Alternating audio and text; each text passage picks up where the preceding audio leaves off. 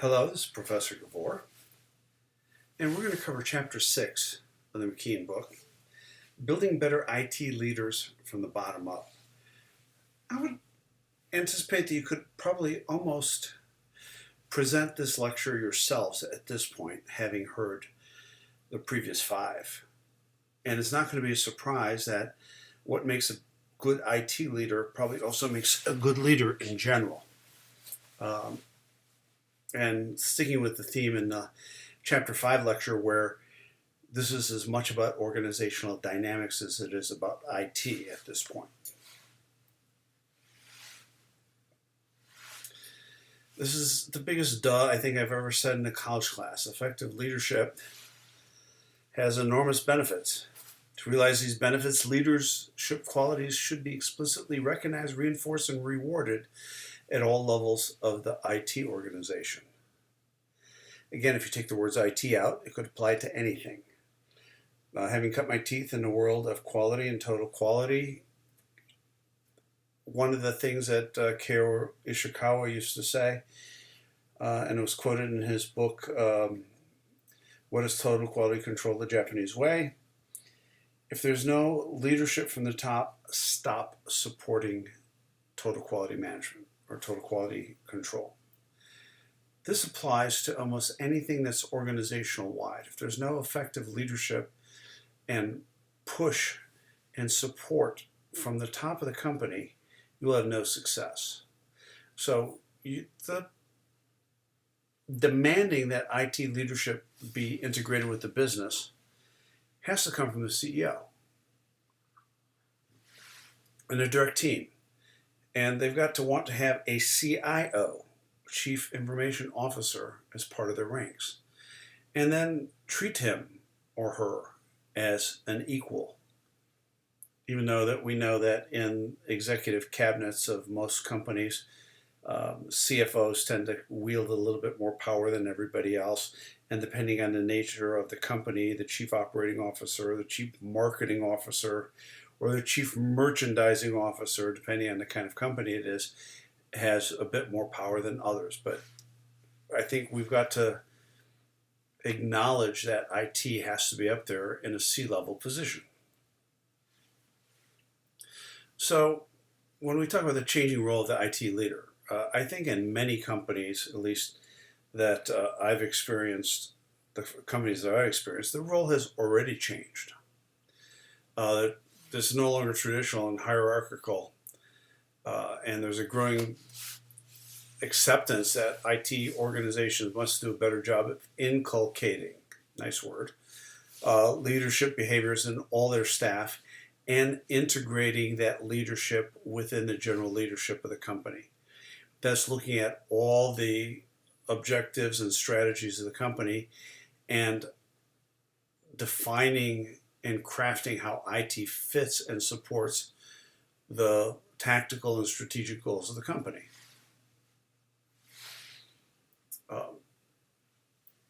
They're looking for top-line focus. I think they should look at bottom-line focus at the same time. But new technologies and applications drive the enterprise to differentiate and transform strategies to deliver top-line growth. Basically, sales. IT leadership will help do that. I would think that's critical now as companies are trying to figure out how their sales have been affected by this pandemic that we're in, and how IT could perhaps enable, enhance, catalyze the ability to reach more customers and generate more sales. So the top line is certainly important. But let's not forget the bottom line. A lot of what IT does, other than trying to build business and build sales, is to try to support the existing current level of sales with less people through the automation of the transaction processes. That's huge. It's not going away. But I think rather than focus on that efficiency, the authors are suggesting that we also look at how to grow business. And I would say that The companies that were caught flat-footed in the retail marketplace, the traditional brick and mortar stores have been unable to convert enough of their sales to online to slow down the juggernaut that is Amazon.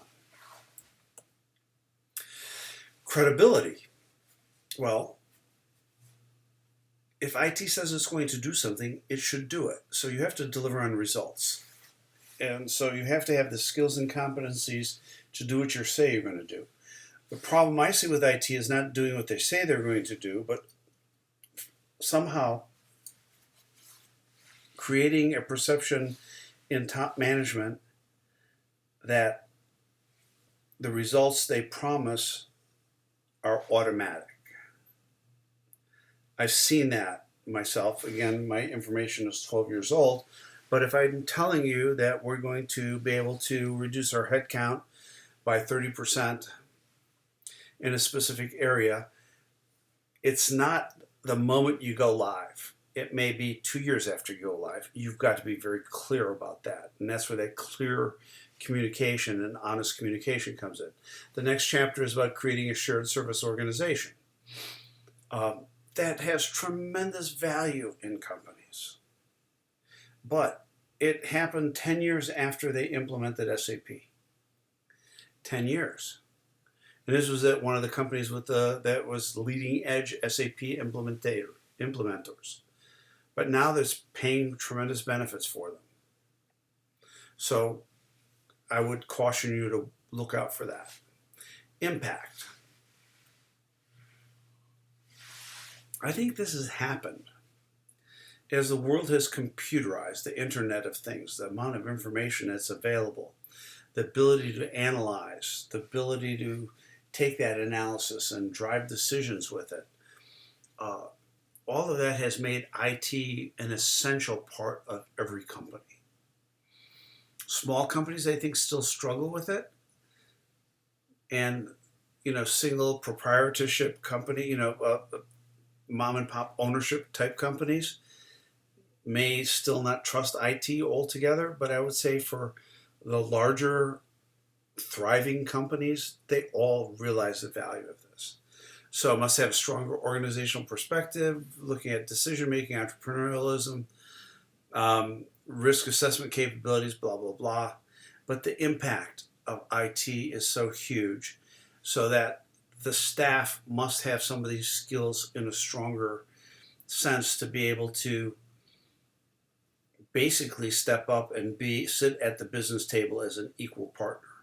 Because many things these days cannot be done without IT. Flexibility. Well, everybody in business needs to be flexible. And maybe beyond flexible, we're talking about agile, the ability to change on a dime. We've all experienced that recently. What happened when the end of February of this year, when everybody started looking at how is this world changing? Are we experiencing a COVID-19 pandemic? And basically shut down most of the country and had everybody working from home for 2 months. All of a sudden, it put a lot of focus on IT. And they had to be able to respond quickly to that and have the infrastructure already in place, luckily we did, to be able to adapt to that change. North Park University switched. All classes went online. One of the questions I asked in an emergency management team meeting early on, do we have the bandwidth? Does Canvas, our learning management system, have the bandwidth to support all of a sudden everybody, all K through 12, all higher education, switching to an online delivery of instruction? Our IT guy sitting at the table with us all said, yes, they do. I know that. So he spoke forthrightly. He backed it up. He was right. He knew what he was talking about. And we were able to flex and make that change because of it. Complexity. Complexity is an interesting thing. The more we can simplify business, the better. And that's coming from when you do something in IT, you want to put in the simplest business process possible to achieve the desired results. So it has to be complex enough to do what it was intended to do, but not make it overly complex. So we're looking at low-cost services and IT leading us through new technology opportunities and having a steady hand on the rudder, because you're not going to put in every bell and whistle that comes along at every company. You're going to have to pick and choose. If you've established a strategy of we're an SAP shop and we're only going to use SAP products, and there has to be a tremendous exception not to use an SAP product no matter how it's integrated. That's a strategy. You want to stick with it. You don't want to complicate it with other things. Other companies are saying we're going to use the best-in-class software and make it work with Oracle or SAP for every aspect, everything we glue together, everything we want to do. Those are two strategies. Which one do you want to do? Which one makes sense for your company? And don't complicate it by doing some of one strategy and some of another strategy. Stick with your strategy. Kick the tires of the strategy every year to make sure it's still a valid strategy, but only change it if you've changed your strategic intent. It needs to be, your leadership needs to simplify things for the organization, but not beyond the complexity that is needed to get the job done. New technology. Everybody's enamored with new technologies. They change how information is acquired, and you have to look at it. Is it an evolutionary change? Is it a radical change? I mean, when SAP first came out, it was a radical departure from the way people were operating before. And people that saw it as a radical departure and were some of the first implementers probably reaped the earlier benefits. Others, more cautiously, decided, let's make sure this is proven. Let's not wait too long so that all our competitors get there first, but let's not be the cutting edge or the bleeding edge of implementing new technology. Again, this is a strategy that your leadership wants to have, and it has to reflect the leadership and strategy of the company as a whole. So staffs are increasingly mobile. Their interactions with managers are mediated by technology. New technologies change how information is acquired and disseminated, how communication takes place, and how people are influenced and decisions are made. So I would think that the IT leadership has to be able to be abreast of all new technology and be able to report it in a sensible way, translating it to the company's strategy. What fits, what doesn't fit. So what makes a good IT leader? Again, if you leave the word IT out, or the letters IT out, what makes a good leader? It's these tenets will apply to you in your business, in your function, whatever you do. So there's learning to be had here. And it's not just for the IT, it applies to anything. So personal mastery. You have to know yourself. You have to know of your approach to work and how your people approach work and how the people you work for approach work. How do they define it? How do they do it? And you have to be able to adapt to different situations. A lot of leadership is all situational. Some people are only motivated by the whip. Other people are only managed and motivated by encouragement. And you've got to know when to use which with whom. Leadership skill mastery. There's an old saying in quality management: if the only tool you have is a hammer, every problem looks like a nail. The same thing in leadership. If the only tool you have is a whip, every management issue or opportunity looks like a horse that needs whipping. So You've got to know about motivation and team building. You've got to know about collaboration and communication. You've got to know about risk assessment and problem solving. And you got to know about coaching and mentoring. And you've got to know when to use all of those when. Motivation and team building should always be happening. You should always be encouraging collaboration and communication. And you should always be coaching and mentoring your people. But you have to know when to ease off of things based on the risk. If all of a sudden you're faced with a COVID-19 emergency, maybe this is not the time to lead with coaching and mentoring. Now is the time for doing. So you need the risk assessment and problem solving are the skills and tools you need the most then. I'm not saying you're going to stop coaching and mentoring, but it's not going to be your primary face forward kind of leadership style at that point. Again, personal mastery, leadership skill mastery, it is all situational, and you need the more tools you have. Even though you might have one that you favor, you should have the ability to use others as you see fit.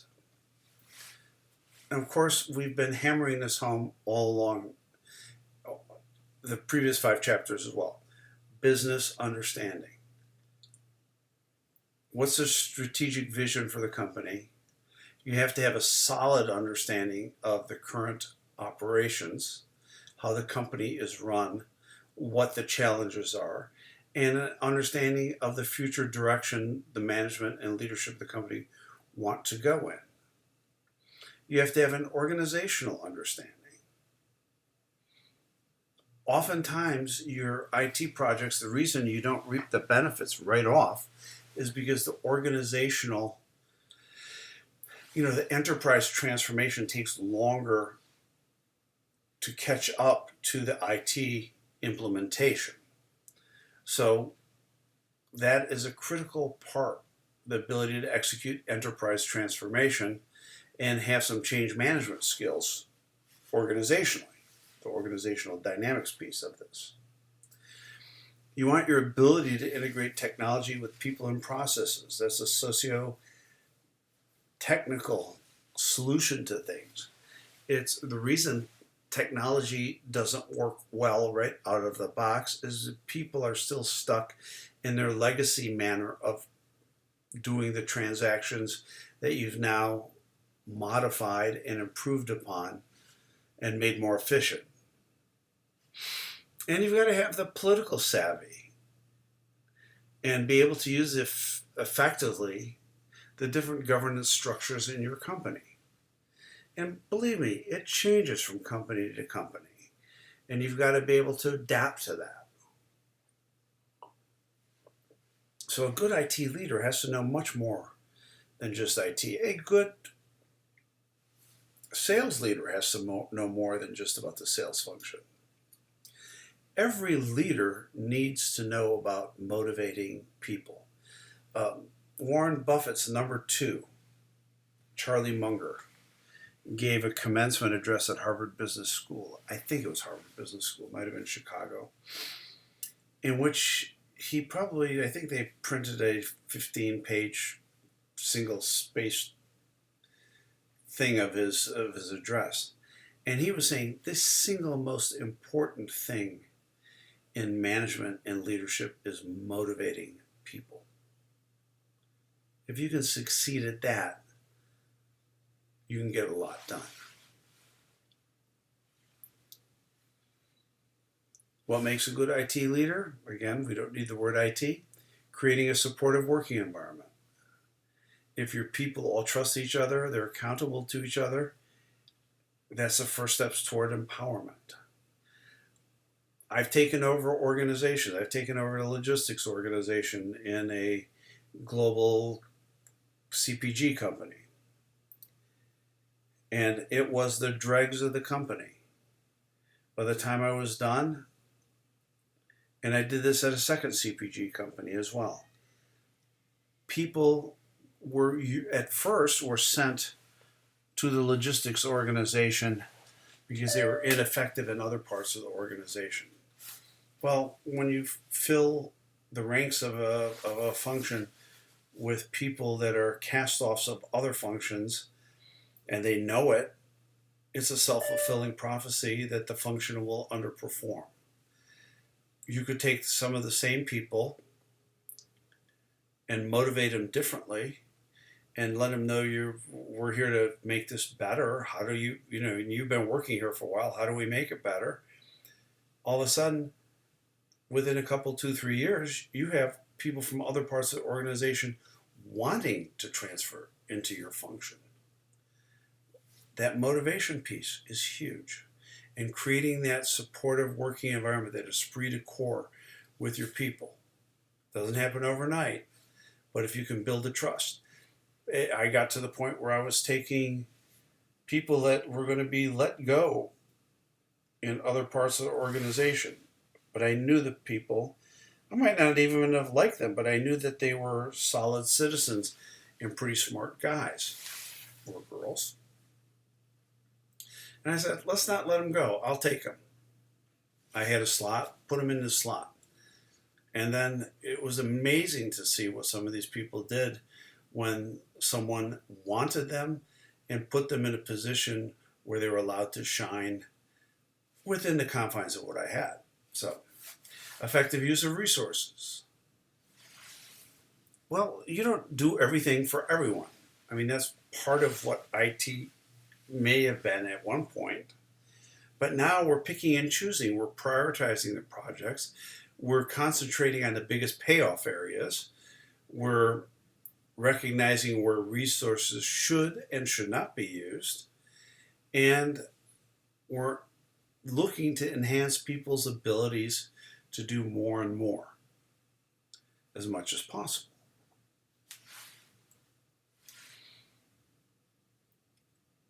When I talk about the flexibility and agility and situational nature of leadership, you got to know where and how, which tool in your toolbox you're going to use in a particular situation. Remember, if the only tool you have is a hammer, every problem looks like a nail. So adjust your style to suit the situation. This is not easy to do, but you've got to learn. And then you've got to learn yourself. I learned that I can crack the whip when I have to, but that's not my strength.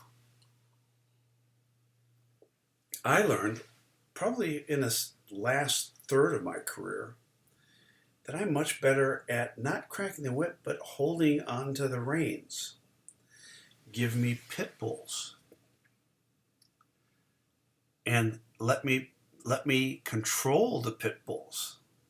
Because the pit bulls are going to be their own worst enemies in terms of career advancement.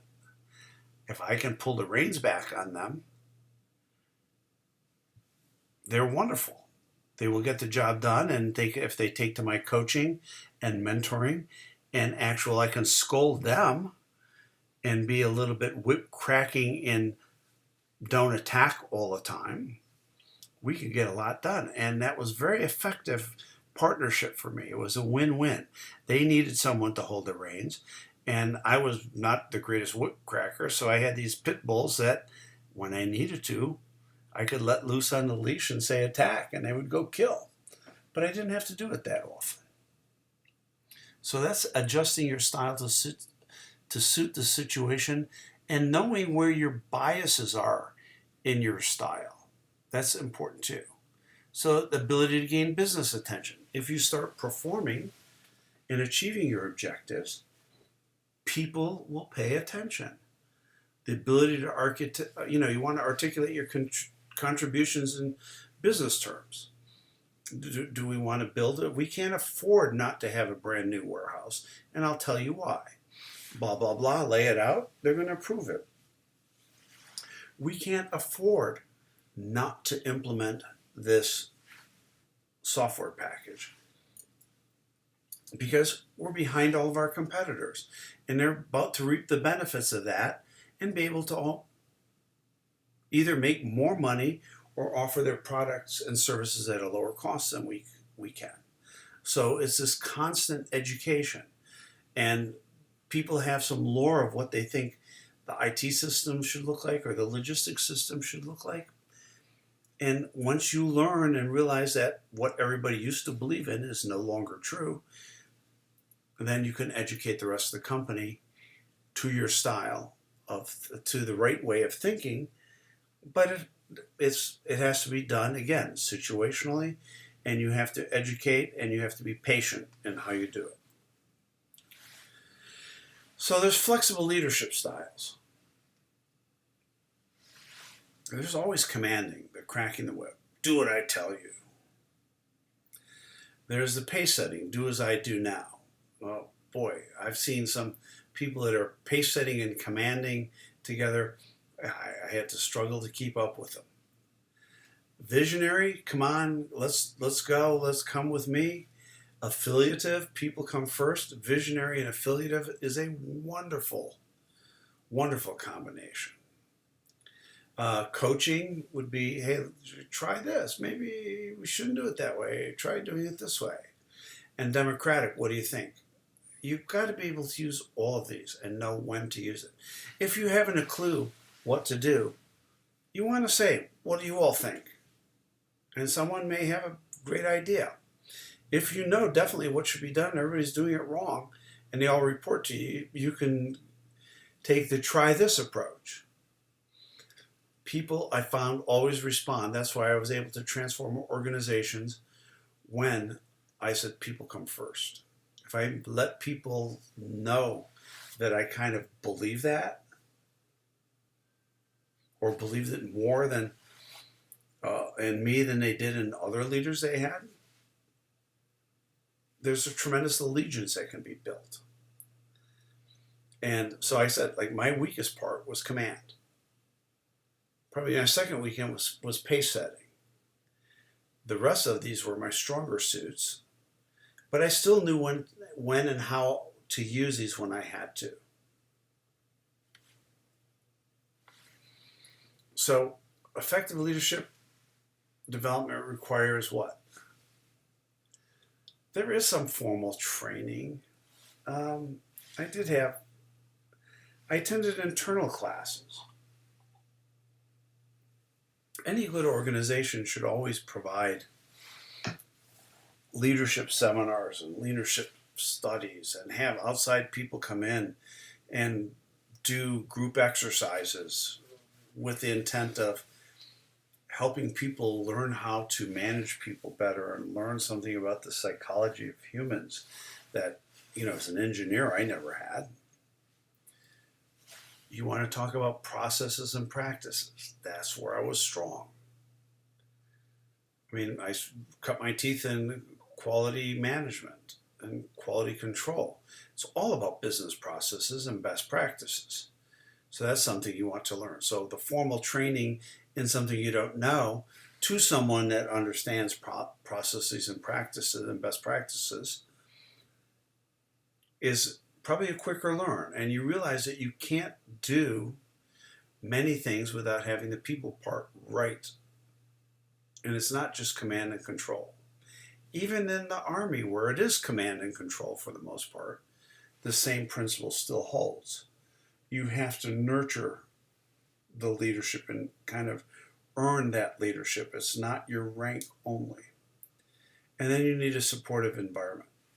There's companies where I've worked that are supportive environments. There's other that are, I don't know that I could work at Amazon, for example. Because if it's too cut and dry, or Danaher is another company that I don't know that I could work at, or Black & Decker back in the day. It was pretty cutthroat, and General Electric under Jack Welch. Never could have worked there. It was too demanding and too competitive and too cutthroat. It's not the kind of environment I would have ever thrived in. Colgate-Palmolive, sure. Newell Rubbermaid, sure. Ford Motor Company, when I was working there, yeah, I would say that was a good place for me. General Dynamics I worked at, no. Rockwell International, wonderful place for me to work. North Park University, a absolutely perfect place for me to work.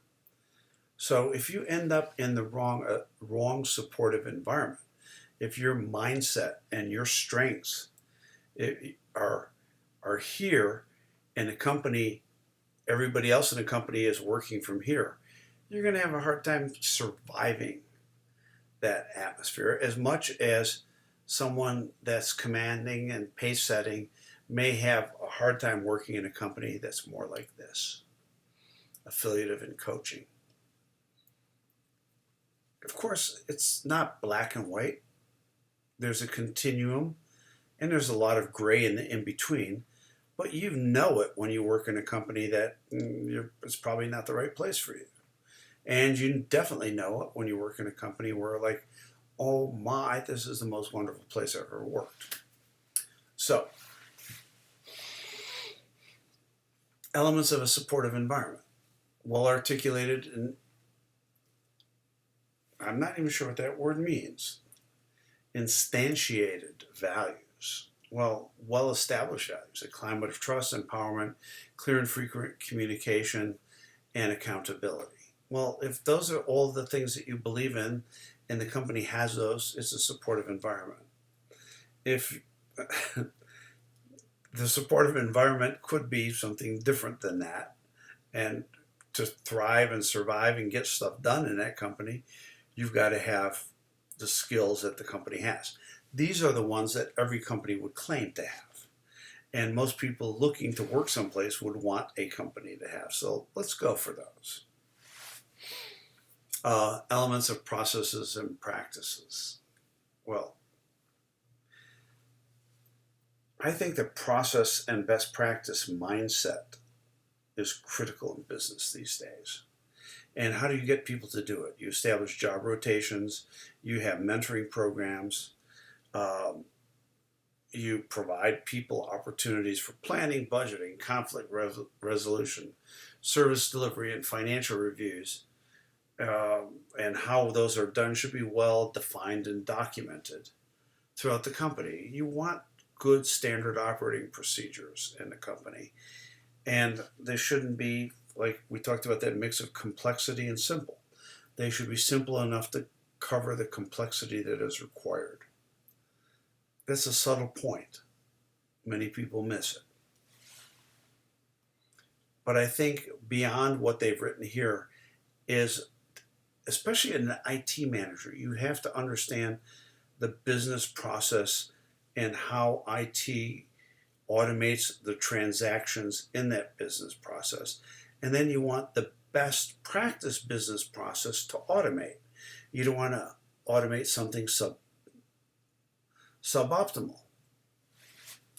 Formal training. Well, every company I've worked for has had, how much training do they get a year? A week or two per employee. During staff meetings, you cover things, you covered new ideas, new ways of doing things, you circulate readings on management and leadership, and you get people to read them and talk about it and try things. And as you go along in your own career, you want to be open to new ideas and learnings of things that you see. My management paradigm was this. 5 years later, it's shifted because I got feedback from what worked and what didn't work in that company. So they can be internally developed or externally purchased. The training, they require a time commitment to ensure the staff can take advantage of it. You want to make sure it's perceived as a tool for helping people make their best contributions. I don't know the state of training right now in organizations. I know from the Great Recession on, companies cut back on their personnel so much that a lot of that was lost. And I don't know if they built it back up. Those of you that have been working for the past 10 years in corporate environment would be able to better tell me than I can tell you at this point. So now back to IT and closing the loop on this first section of the textbook, which was called delivering value with IT. The elements of value that can be achieved by implementing a leadership program ask, what is the value? Who will deliver it? When will the value be realized? And how will the value be delivered? I'm not sure about that, but your leadership is to deliver that value proposition, however you defined it for your IT organization. So in conclusion, senior IT leaders must make IT leadership development a priority if it's going to contribute as it should to a business strategy. I think many larger, successful global companies are already there. Smaller companies probably still have some room to grow. Mom and pop companies are probably woefully behind. Management has to take a comprehensive approach to integrate culture, behavior, process, and training to deliver business value. Again, notice there's not the letters IT are not in that sentence at all. It applies to IT, but it applies to the company in general. So many of the same leadership and organizational dynamic facts that you've learned in your MBA program will apply to IT equally. So thank you very much, and we're going to start the next section on IT governance, starting with Chapter 7.